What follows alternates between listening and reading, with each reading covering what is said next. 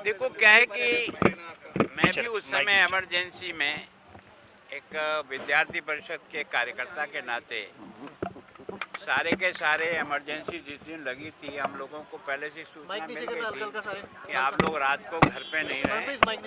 तो मैं घर से निकल गया था कि अपने को गिरफ्तारी देनी नहीं है, जहाँ तक हो सके बच कर रहना और आंदोलन का संचालन करना है।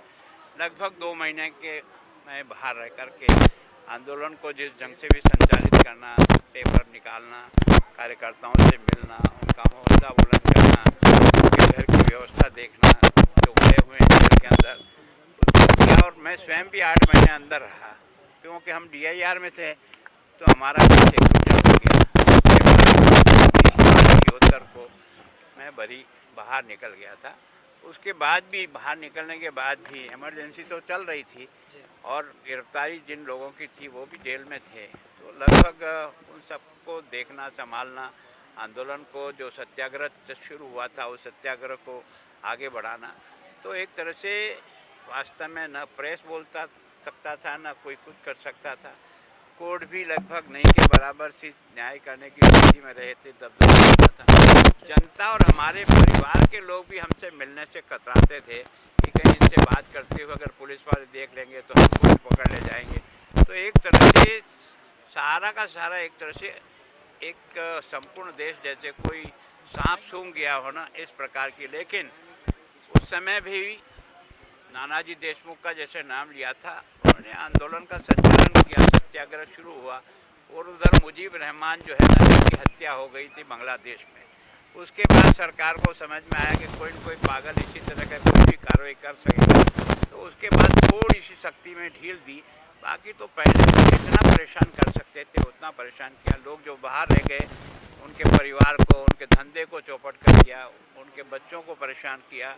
रात भर जाकर के घरों की सर्च करते थे, ढूंढते थे। तो एक तरह से परिवार को भी सब तरह से तोड़ने की कोशिश की और दबाव ये था कि आप लोग माफ़ीनामा लिखो तो हम आपको छोड़ देंगे।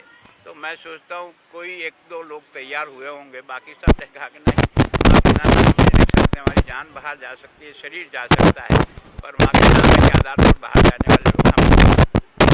आपकी सोशल मीडिया की जानकारी चुनाव होने चंडीगढ़ में जिस तरह नहीं, सोशल मीडिया से नहीं, हमने अधिकृत रूप से कागज पे दस्तखत कर दिए कि अब जो यहाँ महापौर का चुनाव होगा, पहले जो व्यवस्था थी वो गुप्त मतदान की थी।